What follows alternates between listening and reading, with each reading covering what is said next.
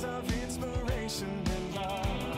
Oh, how we live and what we say, it's stepping up and it's our way to love, live and share. Bonjour et bienvenue sur Couleur Papier. Je vous retrouve aujourd'hui pour un nouveau projet et c'est celui-ci, donc des petites boîtes tout allongées avec un format qui me plaît particulièrement parce qu'il y a un petit truc en plus. Alors je vais vous en faire 3 formats. On va en faire un seul pendant la vidéo, mais vous aurez sur le blog, donc soit sur le lien en barre d'infos, soit sur la miniature à la fin de la vidéo, vous allez retrouver le plan de coupe comme d'habitude, mais vous allez retrouver les 3 formats, même si nous n'en réalisons qu'un seul ensemble. Cette boîte a un format un petit peu particulier. Vous voyez, il y a une ouverture en diagonale sur le côté, donc ça peut surprendre. Et en fait, on va faire glisser la ceinture. Donc là, il y a un petit volet qui s'ouvre et ensuite la boîte s'ouvre comme ceci. Donc on a un beau volume et vous voyez qu'en fait, elle se ferme en diagonale sur les côtés. Alors celle-ci, c'est vraiment le grand format. J'ai fait le maximum, c'est-à-dire que j'ai utilisé une page A4 complète pour réaliser ce format-là. On peut vraiment mettre plein de choses dedans, des petits pots de confiture, enfin vraiment, on peut vraiment faire plein de choses. Ce format-ci, je l'ai calculé pour pouvoir accueillir un stylo. Donc vous allez pouvoir offrir un joli crayon avec ce format de petite boîte ou vous en servir pour ranger un stylo dans votre sac par exemple. Vous risquez d'abîmer les petites fleurs cependant. Et le format que nous allons réaliser ensemble va permettre d'accueillir un rouge à lèvres. Donc j'ai pris un format assez standard de rouge à lèvres et la boîte que l'on va réaliser va être parfaite pour ce type de format là. Alors évidemment ça va être si vous voulez offrir un rouge à lèvres, ça peut être si vous voulez simplement offrir un baume à lèvres à une petite fille, d'avoir de sa jolie boîte avec son baume à lèvres à l'intérieur, je suis sûre qu'elle sera ravie, ou toute autre chose, un bijou, des petites confiseries, évidemment ça rentrera également dans le format que l'on va réaliser ensemble. Et je suis sûre que vous allez trouver plein d'autres choses pour mettre dans ces boîtes-ci, évidemment. Comme vous pouvez le voir sur la très grande boîte, j'ai fait toute la boîte en uni et j'ai apporté des panneaux décoratifs par-dessus parce que la boîte est grande, donc du coup ces panneaux décoratifs vont apporter davantage de tenue, vont apporter davantage de rigidité à notre boîte pour qu'elle se tienne bien. En revanche, sur les petits formats, on va le faire directement sur le papier. Puis comme vous le voyez, j'ai utilisé cette jolie décoration. Alors pour l'un comme pour l'autre des produits que j'ai utilisés sur ce projet-ci, il s'agit donc du set de tampons Today Style qui est assorti à son set de die. Pour ma part, sur ce projet-là, je n'ai pas utilisé le set de die, mais je vous avais montré les découpes, quelques-unes des découpes en tout cas, lors du live et en particulier ces découpes-là que je trouve parfaites pour mettre des photos. Et on va utiliser cet autre set avec le set de poinçons, le set de tampons. Comme je vous avais dit, j'aime beaucoup ce set puisqu'en fait on va tamponner plusieurs couches de tampons pour donner toute cette profondeur à ces fleurs que je trouve juste magnifique. Je vous les montre d'ailleurs d'un peu plus près parce que vraiment je les trouve très belles avec ce joli dégradé de couleurs. Je trouve que c'est vraiment superbe. Et puis comme vous pouvez le voir sur les feuilles et uniquement les feuilles, j'ai ajouté un petit peu de brillant pour donner une petite touche un petit peu plus festive encore. Et je vous invite donc à me suivre pour réaliser le petit format pour pouvoir mettre un tube de rouge à lèvres. Et pour ce petit format-ci, il nous faudra un rectangle de papier. Alors moi je pars sur du murmure blanc, vous pouvez partir sur de la couleur. Ce rectangle mesure 6 pouces sur 4 pouces 3/4 dans du papier murmure blanc épais ou de papier de couleur mais du épais puisqu'en fait c'est la base de notre carte, il nous faut un petit peu de solidité. Nous aurons également besoin de chutes de papier murmure blanc et là cette fois-ci elles peuvent être dans du papier fin sans aucun problème et une bande de 1 pouce 1/8 de largeur. La longueur elle doit faire au moins 4 pouces et demi mais la mienne doit faire plus de 5, je vais l'ajuster par la suite. Comme je vous le disais, sur le blog vous aurez les dimensions pour chacune des boîtes, chacun des formats. Et donc pour celle-ci je vous donnerai les formats pour la grande boîte et les panneaux décoratifs. Nous allons donc commencer par le tamponnage et pour ces 2 sets de tampons, le Stamparatus nous sera extrêmement utile. et du coup moi je vais également l'utiliser.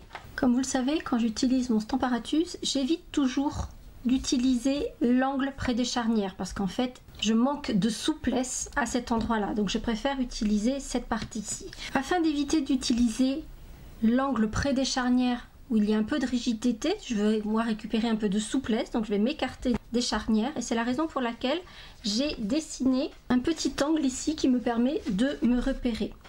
Et puis j'ai posé un petit peu de colle repositionnable. Cette colle n'est pas vendue par Stampin' Up, mais je vous mettrai un petit lien Amazon où vous pourrez la retrouver. Ce qui va me permettre de poser mon morceau de papier bien en place et qu'il ne bouge plus. Ensuite, mon grand tampon, celui que je vais tamponner en gris granit, ne fait pas toute la largeur, ce qui était le cas pour ce morceau-là. Donc j'avais juste à le reproduire en largeur. Là, il ne va pas jusque sur les côtés, donc je vais le tamponner 2 fois sur la largeur et ensuite le reproduire sur la hauteur. Et c'est là tout le génie de ce tampon, c'est qu'il est fait pour aller avec la charnière et le pas de cheville de ces charnières. Ce qui veut dire que je vais le reproduire dans ce sens-ci.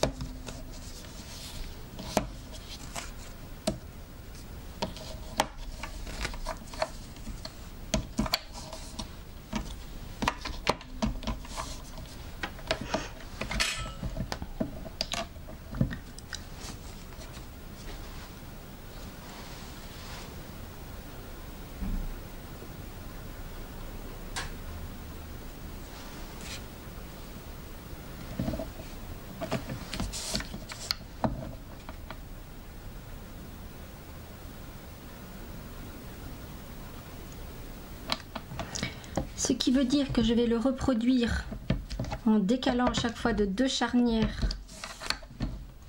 dans la hauteur. Et je viendrai ensuite replacer mon tampon de ce côté-ci et le retamponner autant de fois que nécessaire. Puis je viendrai placer le second tampon par-dessus. Comme mes premiers éléments seront déjà tamponnés, je pourrai bien les ajuster. Et je viendrai faire exactement la même chose. Sur une de mes chutes, il faudra que je tamponne de la même façon une bande complète pour pouvoir faire la ceinture.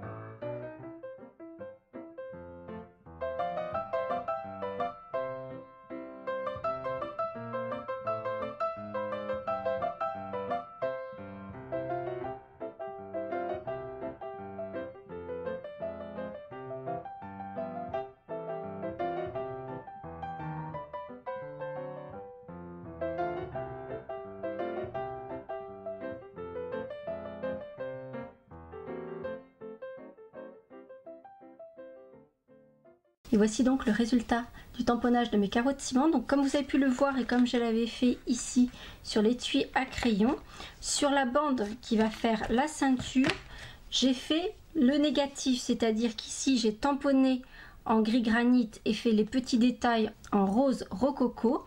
Et ici j'ai fait l'inverse, donc j'ai fait le fond en rose rococo et les petits détails en gris granit. Ça donne quelque chose qui est vraiment superbe. Je ne sais pas ce que vous en pensez, dites-moi, mais j'aime beaucoup le résultat. Pendant que le Stamparatus est sorti, nous allons tamponner les petites fleurs, les roses, qui forment la décoration de notre boîte. Alors dans la mesure où cette boîte-ci va être plus petite, je ne vais tamponner que la petite des fleurs. Ici, j'avais tamponné les 3, donc 1, 2, 3, avec à chaque fois tout le relief qu'on peut leur apporter. Donc vous voyez que pour chaque fleur, vous avez 3 tampons à tamponner. Et sur le support en rhodoïde, vous avez les numéros. Donc vous savez quel tampon va avec quoi. Donc vous avez le 3A, le 3B, le 3C. Donc vous savez que ces 3 tampons-ci vont ensemble. Ici, vous avez le 2C, le 2B et le 2A. Donc vous savez là encore que ces 3 tampons vont ensemble. Si vous suivez les instructions, le A va être tamponné en premier, le B en second, le 3 en troisième position. Pour ma part, je préfère faire l'inverse. Donc commencer par le plus petit des 3 tampons, parce que normalement c'est celui qui va être le plus foncé, et en fait vous avez plus de facilité à placer les autres par la suite. Et donc pour cet exemple-ci, je vais tamponner 3 des plus petites fleurs. Ici j'avais fait les 3 modèles, ici j'avais fait la moyenne et 2 petites, et donc celle-ci je vais faire que 3 petites. Les éléments sont vraiment extrêmement faciles à positionner les uns par rapport aux autres. Je vais partir sur les mêmes couleurs que sur celle-ci. Donc le cœur de mes boîtes est ici en merlot magique, et donc je vais tamponner le cœur de ma fleur pour vous montrer combien il est facile de positionner les éléments les uns par rapport aux autres. Je vais donc vous rapprocher, vous voyez que mon cœur est placé. Vous avez tout à fait la possibilité de regarder les éléments puisque vous allez voir comment ils sont placés les uns par rapport aux autres, et là ils sont vraiment dans le sens dans lequel ils doivent être tamponnés. Donc vous voyez que là j'ai les 2 petites branches qui dépassent, et donc ça me permet de positionner le suivant par rapport au premier. Et en fait, vous voyez au cœur de mon tampon, il y a des petits détails. Et ce sont ces petits détails que je vais pouvoir aligner parfaitement sur les détails du tampon.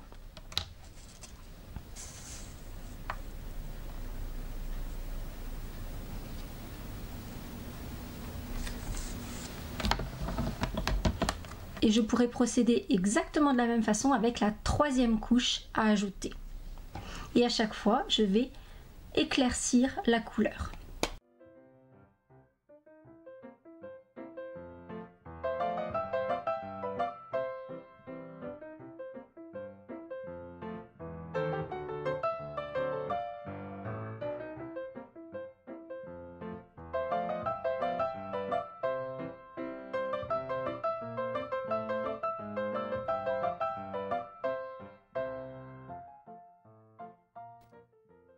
Une fois mes fleurs et mes feuilles tamponnées, je les ai donc découpées avec le set de dies qui leur est coordonné. Je ne sais pas si vous vous êtes rendu compte et si vous l'avez vu, mais pour la couleur intermédiaire, donc en l'occurrence pour moi le rose rococo, je l'ai tamponné 2 fois, donc dans l'ordre, le plus foncé, le moyen, le clair, et je suis revenue ajouter du rose rococo parce que je trouvais qu'il ne ressortait pas assez. C'est ce que j'avais fait d'ailleurs sur cet exemplaire-ci, et je trouve que là on a un joli dégradé qui est juste parfait.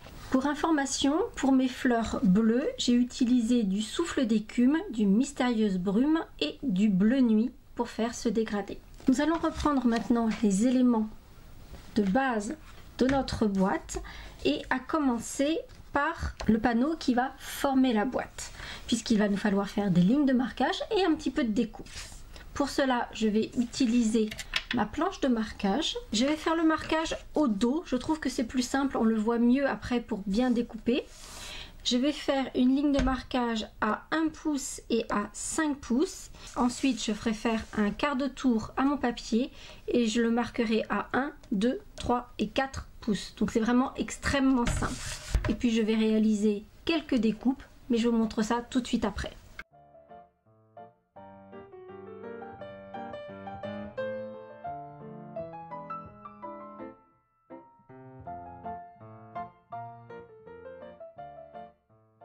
Et voici la découpe que l'on doit effectuer. Ici, ce sont les onglets d'assemblage. Et en fait, moi, ce que j'aime bien, c'est les réajuster après. Une fois que mon adhésif est posé, je viens redécouper juste au bord de l'adhésif. Comme ça, c'est pile poil. Il nous reste 2 petites choses à faire sur cette base de boîte. La première, c'est marquer des diagonales. Donc, il nous reste 2 carrés ici, de part et d'autre. On va faire des diagonales dans ces 2 carrés de façon à ce que la pointe du triangle soit à l'intérieur de chaque côté. Et sur la bande qui est plus étroite, on va venir arrondir les angles pour faire ce joli rabat. Et pour cela, je vais utiliser ma perforatrice Trio.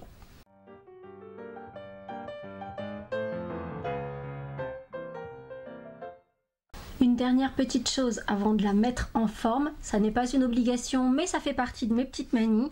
Je vais ancrer tout le pourtour sur la tranche de mon papier pour que ça fasse quelque chose de bien fini.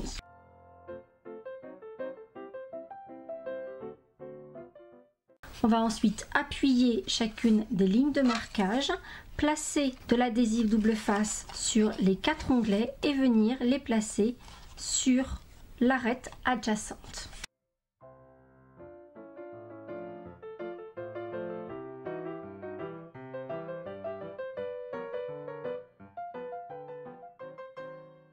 Une fois que les arêtes sont assemblées, eh bien votre boîte est déjà prête.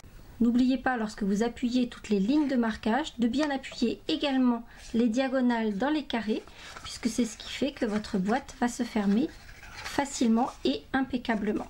Et ainsi pouvoir accueillir notre tube de rouge à lèvres à l'intérieur. Il ne s'agit plus maintenant que de créer la ceinture qui va retenir notre boîte fermée et sa décoration. Tout d'abord, on va découper une bande de carreaux de ciment et on va venir coller cette bande sur la petite bande de couleur dont je vous ai parlé tout à l'heure, qui est un tout petit peu plus large pour que ça forme cette décoration.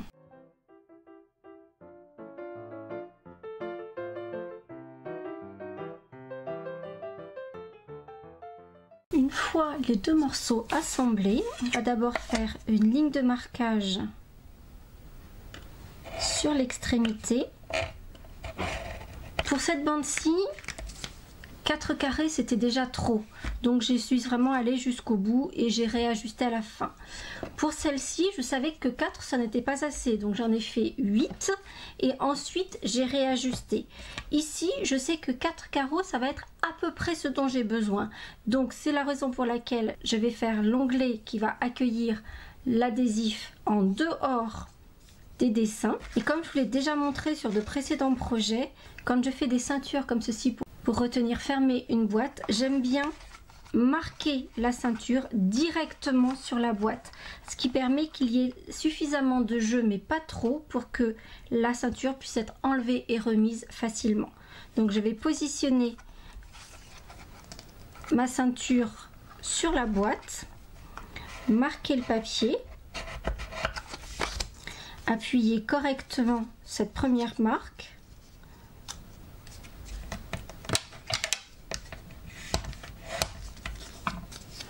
puis venir replacer ma ceinture sur la boîte et ainsi de suite pour marquer sur les 4 côtés.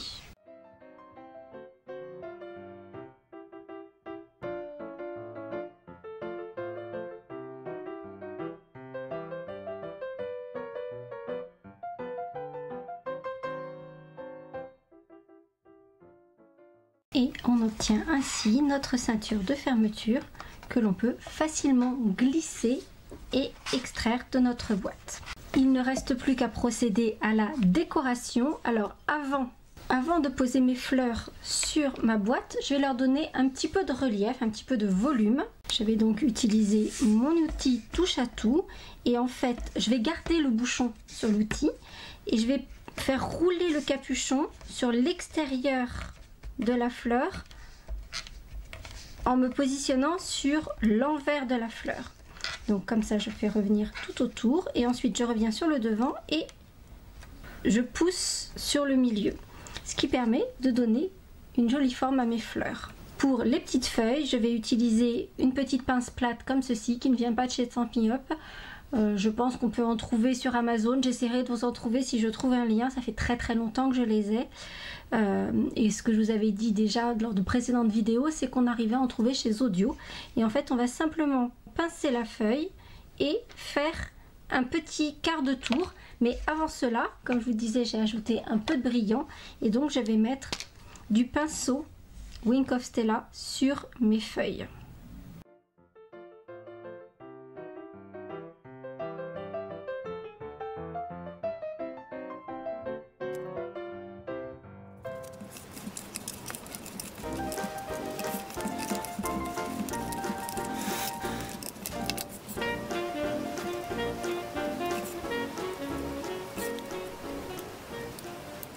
Et pour terminer, je n'ai plus qu'à placer toutes mes décorations sur la boîte.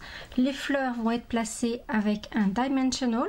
Alors faire attention où on place le dimensional au dos de la fleur pour qu'il soit bien sur la ceinture. Quant aux feuilles, je viendrai placer juste un petit point de colle que je vais ramener sur lui-même pour les mettre juste au niveau de la tige.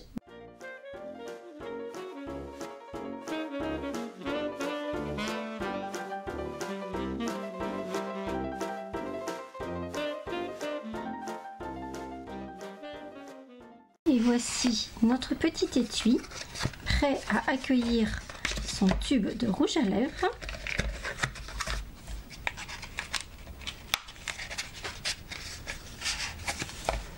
Et à être offert ou à disposer sur une coiffeuse pour que ça fasse quelque chose de très joli.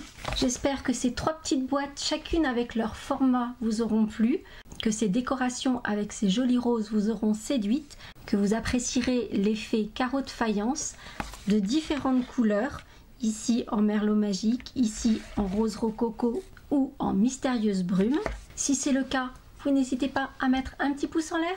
Juste une petite mise à jour par rapport à ce que je vous ai dit lors du dernier live, à savoir que dès lors que l'on atteindrait les 20 000 abonnés sur cette chaîne, je vous ferai une visite en live de mon atelier. Donc pour vous tenir informé, à ce jour, nous en sommes à 14 831 abonnés. Donc il nous manque juste un tout petit peu plus de 5000 abonnés pour avoir la vidéo de l'atelier. Et en attendant, je vous donne rendez-vous très vite pour de nouvelles aventures créatives. À très bientôt.